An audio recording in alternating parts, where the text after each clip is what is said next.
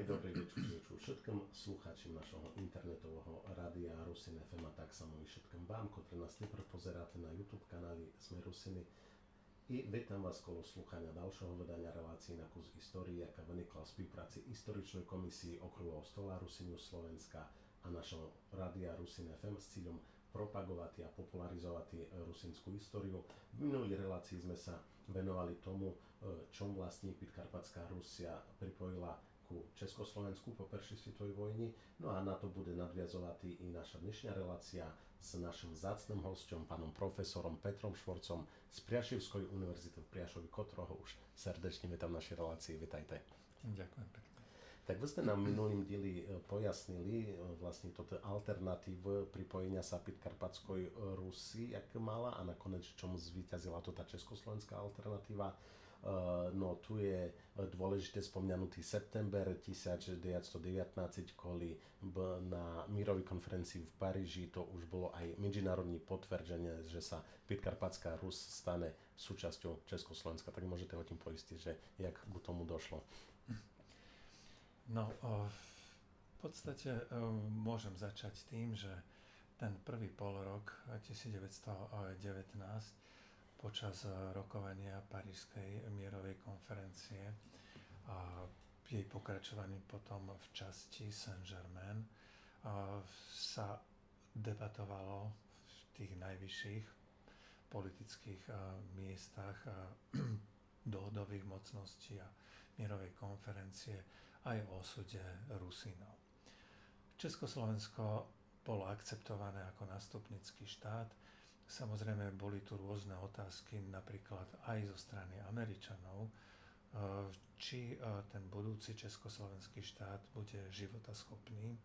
Najväčšie výhrady k tomu, v tej podobe československého štátu mala delegácia Veľkej Británie, ktorá tak trochu spochybňovala Československo ako stabilný štát, pretože tu sa javilo, že tu bude žiť veľa národností, podobne ako aj v Rakúsko-Uhorsku, teda okrem Čechov a Slovákov aj Nemci, aj Maďari, aj Rusíni, aj Židia a ešte celý rade ďalších menej početných etnických skupín.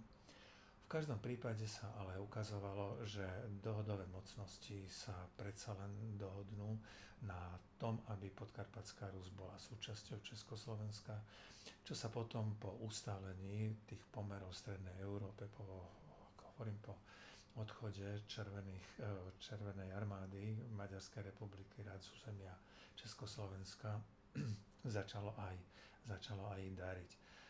V podstate už v auguste 1919 sa československá vláda pripravuje na správu Podkarpatskej Rusy tým, že menuje svojho reprezentanta Jana Brejchu za takého správcu tohoto územia, ktorý má si pripraviť aj celý ten štátny aparát, ktorý mal zvládnuť potom organizáciu Podkarpatskej Rusy, ktorá bola v podstate vytrhnutá z toho tisícročného Uhorska, kde sa žiadalo pretransformovať celé orgány štátnej moci, verejnej správy a tak ďalej. No a práve v tomto procese preberania tejto československej moci prichádza 10. septembra 1919 správa, že na mierovej konferencii v Saint-Germain, teda v tej druhej časti, sa okrem iného schválila Podkarpatská Rus ako súčasť československého štátu. V kruhoch rusinského obyvateľstva to bolo, povedal by som, také odľahčenie takej napätej situácie, atmosféry, čo a ako bude s ich ďalším osudom. Tu ale nemyslím Rusínov žijúcich na Spiši, v Šariši a Zemplíne, ale skôr na území Podkarpatskej Rusy. Treba ale však povedať, že keď si rusínsky politici, ktorí predsa len ako inteligencia, ako vzdelaní ľudia si pozreli všetky tie veci okolo Saint-Germainskej mierovej zmluvy, tak boli zarazení jednou vecou, ktorá ich zaskočila a ktorá sa potom ako problém ťahala celé medzivojnové obdobie. A to bolo vyčlenenie vlastne územia pre budúcu autonómiu podkarpatskej Rusy. Oni totiž rátali s tým a tie mapy, ktoré predkladal ešte aj Žatkovič na mierovej konferencii v Paríži, alebo aj Beskyd, tá bola trošičku iná, povedal by som menej taká náročná na územie autonómie podkarpatskej Rusy, že nič z toho nebolo splnené. Že územie podkarpatskej Rusy končilo svojou západnou hranicou približne na tých miestach, ako sa dnes ťahá štátna hranica medzi Slovenskom a Ukrajinou. Rátali s tým, že minimálne severovýchod Slovenska bude súčasťou autonómnej podkarpatskej Rusy. No, nestalo sa tak a tak samozrejme hneď vznikli otázky, ktoré boli adresované vláde Československej republiky, ale aj do Paríža Edvardovi Benešovi, ktorý tam reprezentoval Československo ako člen mierovej delegácie Československa. Ako je to vlastne s tou podkarpatskou Rusou? Aká hranica, tá vnútorná krajinská hranica, bude oddeľovať územie podkarpatskej Rusy a Slovenska, či Československa, lebo dlho sa ešte stále vnímalo ako Československo, to sú Česi alebo Čechy a Slovensko. No tu Edvard Beneš vysvetlil, že teraz momentálne je dôležité, aby sa Československá republika zastabilizovala, aby tu sa neotvárali nejaké problémy, ktoré spochybnia celé to rozhodovacie konanie mierovej konferencie a že aj mierová konferencia sa uznesla v tom zmysle, že tá vnútorná krajinská hranica zostáva vnútornou otázkou československého štátu. Mierová konferencia zaviazala československú vládu k viacerým veciam vo vzťahu k Rusinom. V prvom rade, aby Rusini dostali autonómiu. Aby si mohli spravovať svoje veci, národné veci, vo vlastnej réžii, v rámci svojich tých možností, s tým, že posunutie hranice medzi Slovenskom a podkarpatskou Rusou zostáva vlastne ako vnútorná otázka, že ona by sa mala vyriešiť potom pri rokovaní delegácií slovenskej a rusinskej strany. Tak pre tú chvíľu, hovorím o roku 1919, ktorý bol ešte stále veľmi náročným prvým povojnovým rokom, sa rusinská politická scéna bez ohľadu na etnickú orientáciu, rusínsku, ruskú alebo ukrajinskú, tak trochu uspokojila, že áno, túto otázku začneme riešiť hneď potom, ako sa vyriešia iné dôležité otázky. A tu išlo hlavne o tú stabilizáciu Československa, o vytýčenie štátnych hraníc medzi Československom a Maďarskom, medzi Československom a Rumunskom, pretože darmo sme boli s Rumunskom spojeneckými štátmi, bola tu rivalita, ale aj snaha z tej podkarpatskej Rusy si ukrojiť čo najväčší kus. No a tu len pripomeniem, že Marmarošská župa, ktorá bola najväčšia, ktorá mala aj najviac rusinského obyvateľstva v počte k iným národnostiam, k Maďarom, Židom a tak ďalej, a nepripadla celá Československu. Časť z nej, tá južná časť, tá zostala Rumunsku. Rumúni jednoducho ju nepustili aj zo svojho štátneho rámca, ale ju do toho začlenili. Potom tu bola aj otázka štátnej hranice s Poľskom. Jednoducho všetko toto bolo potrebné nejakým spôsobom ukotviť a potom už riešiť tie vnútorné záležitosti. Vrátane správy, to, ako sa to bude vyvíjať, kto bude fungovať v týchto nových úradoch, pretože to úradníctvo, ktoré tu bolo, to bolo uhorské, alebo promaďarské, aj keď to boli napríklad Rusini, bolo potrebné zabezpečiť lojalitu týchto ľudí s novým štátom, čo sa nedarilo nielen na území podkarpatskej Rusy, ale aj na území Slovenska hneď v krátkom čase dosiahnuť. Keď sa bavíme o tí podkarpatskí Rusi, ktorá pripala Československu, tak o jaké veľké územie išlo i koľko tam ľudí žilo i jaké mali možno národnostné zloženia?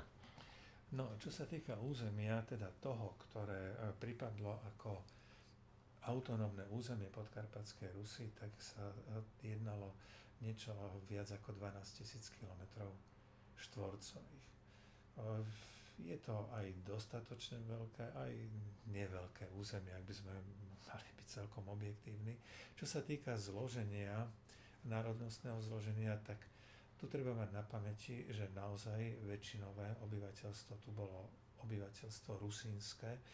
Tam podľa štatistík sa týkalo asi 372 000 obyvateľov rusínskej, ukrajinskej, ruskej národnosti. To ona bola pri ščítaní zahrnutá do jedného názvu, do jednej kolónky ako ruská národnosť. Potom išlo o približne 102 000 obyvateľov maďarskej národnosti a okolo 80 000 židovskej národnosti. Slováci, ktorí žili na Podkarpatskej Rusi, tí predstavovali číslo niečo cez 12 000 obyvateľov. Potom tu boli ešte menšie skupiny, okolo 5 000 Rumunov. No a potom samozrejme rómske obyvateľstvo a príslušníci iných etník, ktorí ale nehrali v tomto zmysle žiadnu podstatnú váhu. Teda Podkarpatská Rus toho národného hľadiska alebo etnického hľadiska bola dominantne a väčšinovo rusínska. Čo sa týka toho, ste spomínali, že Československo po vojni, jak nový štát sa musel stabilizovať. Ono známe, že na Podkarpatskej Rusi nebolo až taký dostatočný počet či učiteľov, úradníkov a známe, že tam vlastne prichodili z Česka. Vlastne inteligencia z Česka tam prichodila. No, áno, ono to chýbali vlastne také kapacity vo všetkých oblastiach, vrátane napríklad armády, ochrana hraníc, bezpečnostných zložiek a iných. Čo sa týka učiteľov, samozrejme, že učitelia chýbali, ale toto bolo veľmi komplikovaný a náročný proces, pretože školstvo na Podkarpatskej Rusi, podobne ako aj na Slovensku, respektíve keď by sme to trošku zúžili na východnom Slovensku, bolo postavené tak, aby vychovávalo uhorského, môžeme dať do zátvorky maďarského občana. Teda aj na tej jazykovej báze. Lenže rusínske obyvateľstvo, ktoré bolo sústredené predovšetkým v tých severnejších častiach krajiny, teda na Verchovine, to častokrát postrádalo v tých malých dedinkách aj budovy pre školy. Učilo sa spravidla len v zimných mesiacoch, keď skôr prišli tie rusínske rodiny do dediny a tie svoje deti posielali do tej školy, ktorá častokrát bola len v nejakom tom väčšom rodinnom dome. Tú výchovu a vzdelávanie zabezpečovali takí pomocníci grécko-katolických kňazov, ktorí sami mali len také slabšie vzdelanie. Toto všetko bolo potrebné odrazu pretvoriť. To znamená v tej materiálnej rovine postaviť budovy škôl, aby bolo kde učiť tie deti. Zabezpečiť učiteľov, ale v novom pročeskoslovenskom duchu, ale za zvládnutia toho materinského, respektíve úradného jazyka, v tomto prípade rusínskeho. Len tu vznikol ďalší problém. Ktorý jazyk vlastne v tých školách používať? Dialekt, ktorý sa líšil, tak ako dialekty sa líšia medzi sebou od Spíša až po Jasyn. Tie dialekty boli dosť rozdielne. Nemáme uzákonený spisovný rusínsky jazyk, pretože to sa nestalo. Ukrajinský jazyk, ale títo ľudia po ukrajinsky nevedeli. Ukrajinsky vedela emigrácia ukrajinská, ktorá ušla z územia, kde prebiehali tieto zápasy a boje medzi Červenou armádou a bielogvardejcami. Jednoducho tých otázok tu bolo strašne hodne. Českí učitelia, ktorí tu aj prichádzali aj tu pôsobili, ale hlavne na stredných školách, ktoré bolo potrebné takisto minimálne po rusínčiť, ak by som to mal takto povedať, alebo po ukrajinčiť, tí nemali jazykové kompetencie, jednoducho jednak nepoznali ten jazyk, ale nevedeli, akým jazykom učiť. Čiže týchto otázok takéhoto charakteru tu bolo hneď na začiatku veľmi veľa a s tým sa musela československá správa nejakým spôsobom vyrovnať. No, bolo to zložité obdobie, do ktorého potom vstupovala rusínska inteligencia, ktorá sa snažila samozrejme už urobiť veci tak, aby to bolo v prospech tohoto rusínskeho obyvateľstva, už bez ohľadu na tú inú etnickú orientáciu. Keď vznikala Československá republika, tak Rusíni alebo Podkarpatská Rus si predstavovali, že dostanú aj tú autonómiu, to bol aj cieľ Grigoria Žatkoviča, tak čo môže už takový na začiatku túto autonómiu nedostali, što potom z toho vývoja bol aj sklamaný sám Žatkovič a potom sa vernú nazad do Ameriky? No, dôvody boli v podstate pochopiteľné minimálne pre to prvé obdobie existencie Podkarpatskej Rusy. Zoberte si situáciu, o ktorej sme si už na predchádzajúcom stupe trošku hovorili, že rusínska inteligencia v Uhorsku bola prouhorsky a promaďarsky orientovaná. Prednedávno vyšla kniha o uhorských Rusínoch od Oresta Saboa. Bol to vzdelaný Rusín, ktorý pôsobil v závere prvej svetovej vojny, alebo existencie Rakúsko-Uhorska v Budapešti, ktorý písal o Rusínoch, urobil takú charakteristiku, ich ukázal na to, v akej biede žije toto obyvateľstvo, ale hneď aj ponúkol cesty pre Rusínov, ako sa z tej biedy hospodárskej, ale aj vzdelanostnej, kultúrnej dostať. A podľa neho to bolo osvojenie si maďarského jazyka, osvojenie si maďarskej kultúry. Cez tento jazyk a cez túto kultúru vlastne by mohlo nasávať rusínske obyvateľstvo výdobytky aj svetovej vedy, svetovej kultúry. Lenže to nebolo riešenie pre Československo. Ale rusínska inteligencia, ktorá tu bola, ona jednoducho nezmizla z tohoto územia. Ona tu zostala žiť až na niekoľko výnimiek, ktoré emigrovali z rôznych dôvodov a ostali žiť v Maďarsku. Čiže týchto ľudí pretvoriť, tak povedieť, zo dňa na deň na uvedomelých rusínskych občanov, to sa jednoducho nedalo. Ako náhle by mala Podkarpatská Rus pravoplatný štatút autonómie, čo vlastne v roku 1920 aj získala, že by mala svoj snem, povinnosťou tohoto snemu by bolo zabezpečiť voľby, aby do tohto snemu prišli zástupcovia, riadne zvolení zástupcovia ľudu žijúceho na Podkarpatskej Rusi. Ale nielen Rusínov, ale aj Maďarov, aj Židov, aj Nemcov, aj ostatných. Ak sme si povedali, že tu bolo 370 000 Rusínov, ale 100 000 Maďarov a takmer 100 000 Židov, a Maďari boli promaďarskí, to je pochopiteľné, ale Židia boli promaďarskí. Plus časť inteligencie rusínskej bola promaďarská. A ten ostatný zvyšok rusínskeho obyvateľstva, sedliaci, pastieri, ktorí sa o politiku nezaujímali a ktorým bolo mnoho vecí, jednoducho ich to nezaujímalo. Čo myslíte, ak by povedal grécko-katolícky kňaz, že budeme voliť tohoto a tohoto človeka promaďarskej orientácie? Ako by sa zachovali jeho veriaci? No, dali by mu hlas.